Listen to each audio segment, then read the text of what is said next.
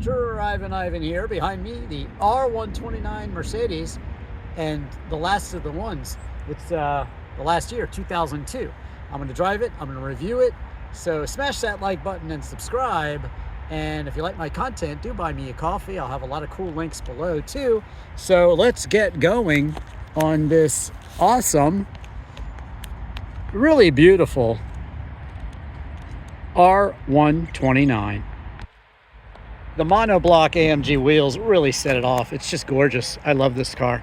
My friend here, he has a newer Mercedes as well, and I was telling him that I like this one better. He likes the newer one, but I love this. I think it is probably right in the area of a perfect used car bargain these days.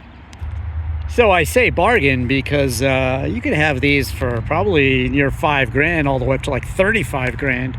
But this one has very low miles, so it's at the high range of that.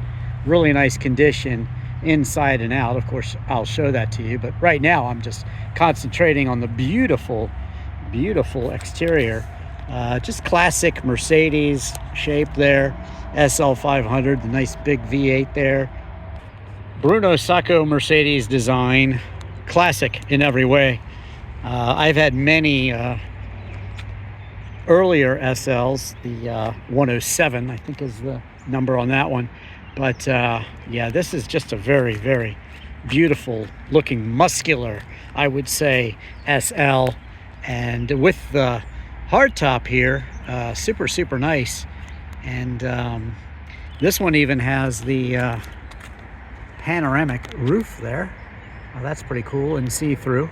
It's got a shade on it actually as well. But there you go.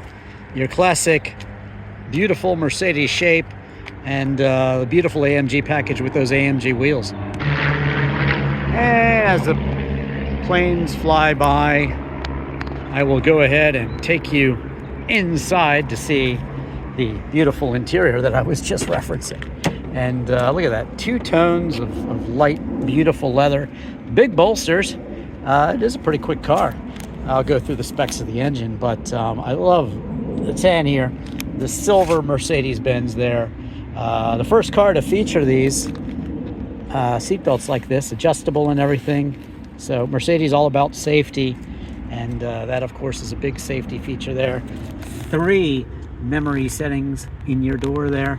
And some nice dark wood as well. Just really, really pretty. Hopping inside here just to see everything around, and you've got a nice storage back there. Good vision all around too. There's that panoramic roof there with the shades, super cool. And as we come across here, you see that there's a cup holder. Little cubby storage there. And is this opening here? I guess you do that. But oh, come on, get open there. Doesn't seem to want to open, but there is storage there. Well, that seems to be blocked off. You know, these convertible Mercedes had all sorts of lock features to protect people from stealing your stuff when your top was down. But you know, it doesn't have a glove box there, but it has this, since that's your airbag. Vents, of course, and your at the time really nice Mercedes-Benz system. Storage back here, your ashtray and cigarette lighter there. All sorts of flippy buttons here for things like your, look at that, stability control, I guess, ESP, or maybe that's to sense people from, okay, no, maybe not. Your clairvoyant button, is that what that's for? Trunk, and looks like your locks there, hazard lights, all the stuff you need. Heated seats with 2 settings and your windows there. The key is apparently hard to get, but all in all, very nice. And look at the gauges here. They actually switched your oil pressure gauge to an oil temperature gauge in 1999. They made a lot of upgrades, and they even put in this little net here. That's a 1999 and after offering, but a lot of upgrades and improvements made to the front end a little bit too as well. But there you go, gas gauge and your temperature gauge is there, oil, and speedometer up to 160, and it's limited to 155, so that makes sense. TAC at 6,000 And then your clock and your big Mercedes-Benz steering wheel. Not as big as the classic Mercedes. Of course, controls for your lights and perhaps your garage door opener too. Flying away. There is also additional storage here in the door that I didn't point out earlier, so there you go. And that is your pedal layout with your 6-speed automatic transmission. And there you have your fabulous Grand Touring interior on the SL. And now we'll check out the trunk. Have you smashed that like button yet and subscribe? I hope you have. All right, popping open the trunk. Struts are bad, but he's got new ones.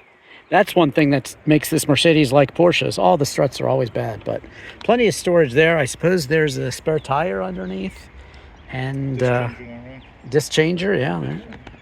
Obviously, that's not a pass-through, is it? No way, it can't be. Can't be a pass-through. I'll just let it close up here. And there you go. There is your trunk. Plenty enough for a nice long week or weekend getaway. And by the way, if you're curious about the color, it's amber red metallic 54H. There you go. Straight from the owner. He loves this color. He's got a few cars in this shade. Awesome.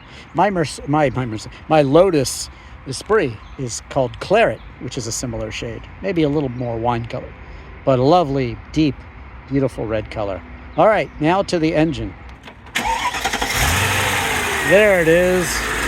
Lovely Mercedes V8, 302 horsepower, 339 pound-feet of torque. And that torque is available from pretty much like 2,200 to like almost 5,000. So very torquey engine. And 0 to 60 happens in about 6.1 seconds. Onto top speed, as I said, limited to 155, as most German cars are. Except my Alpina B7, which is good for 186. Check that out elsewhere on YouTube. And also my SL reviews and other Mercedes reviews. Like I said, just search Drivin Ivan and Mercedes. But yes, you'll want to know also that it will get you approximately about 18 miles per gallon overall, 15 in the city and about 25 on the highway. So there you go, 18 miles per gallon overall. And now it's time to get it and drive it. I'm so excited.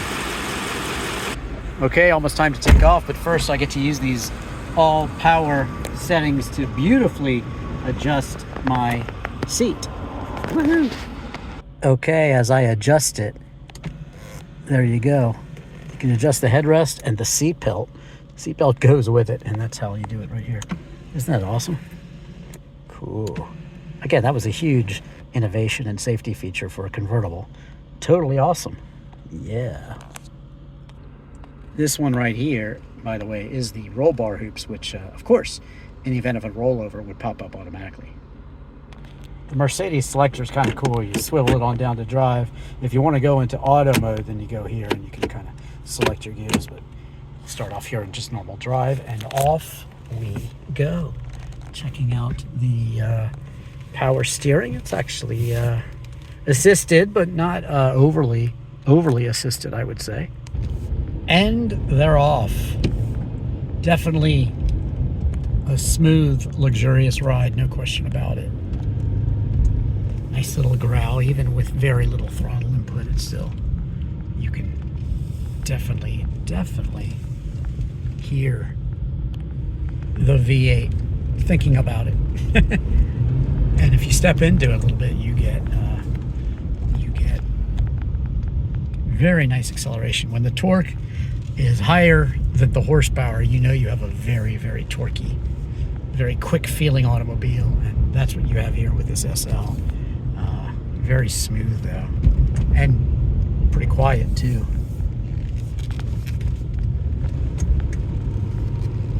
Yeah.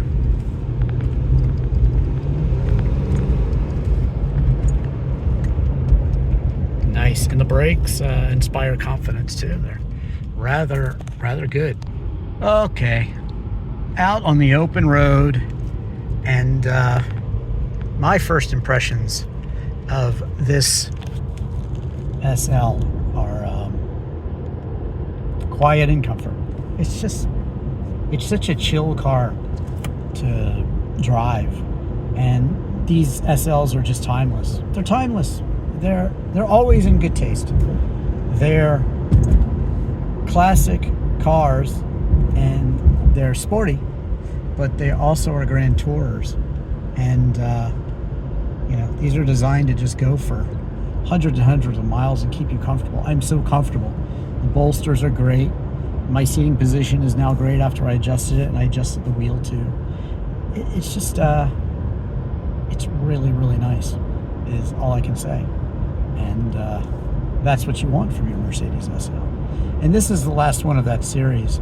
And I think, you know, you're starting to get into that era where the cars drive for you.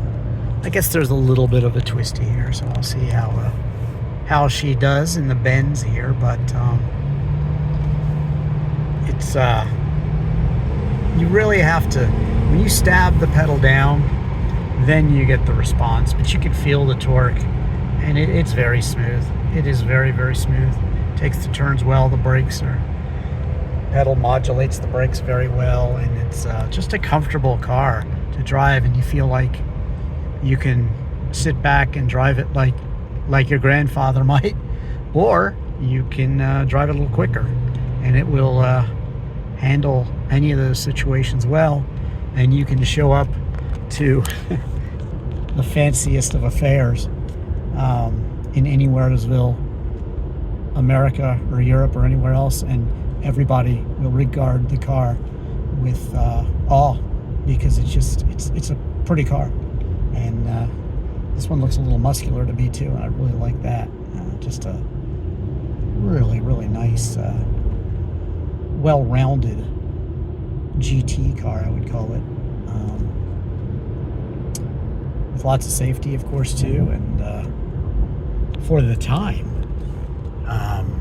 absolutely very, very modern tech and things like that. It's a beautiful country road, by the way.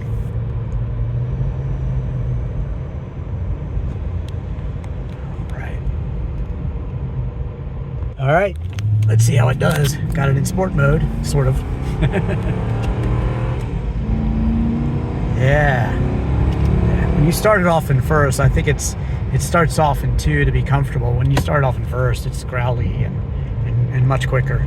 And these roads are pretty tight, so very, very nice. Yeah. Lovely. Reminds me of the Swiss countryside that I was driving through with my Lancia Ypsilon. Did a lot of videos in Europe. In fact, I even drove the Nürburgring. I actually even tour the Mercedes-Benz factory. That's another Mercedes video on my channel worth watching. But yes, this Mercedes, being the last of the R129, I think is the last and the greatest. It has those upgrades, ranging from that net on the side of the passenger seat to a little bit of modification of the front end, and some other little things that make it even better. They even changed the engine cover and things like that just to freshen it up a bit. So this car is, like I said, I think it is the best and greatest of the Mercedes and the R129, and it's the perfect classic car to own. I think it's very fair money, depending on what you want. You can get it, you know, down well under 10,000, or you can go crazy with a very low model, low mileage example. This one currently has 20,000 miles, just over 20,000 miles, and it's just a very, very beautiful, excellent classic. But if you're willing to put up with a couple of other, you know, things, you can get a cheaper one, or you can go ahead and get the nice example like this, and still spend what is pretty reasonable money to get it. I'm gonna check the reverse here in the turning circle. Ooh. We got it back there. And as I turn out here, I will tell you that, yep, I am very impressed with the last and greatest of the R129s. I think it's a very good used car classic that you can use as a daily driver, and just a great all-around car. This is one of many of my friend's cars that I reviewed. He has another SL2 that I'm hoping to review soon, and I've already reviewed his beautiful 944 S2, which is just about the same color as this one. So that's worth checking out on YouTube. And all of my other reviews too. Just search Drivin Ivan in any car, watch my disc golf videos, just search drums, bass, guitar. If you want to see me playing all the instruments on a lot of rock and roll classics, I'll put links below, and links below to my original music videos. I just put my MGF in a music video, and I have my Fiat Barchetta in another music video. I'll link them below, so check that out. Again, I hope you've hit the like button and subscribed. And in this 2002 R129 with the very reliable M113 V8, how many liters is this engine? 5 liter V8. Yeah, it's a 500, SL500. I am about to accelerate a bit. Drivin Ivan. Thank you so much for watching.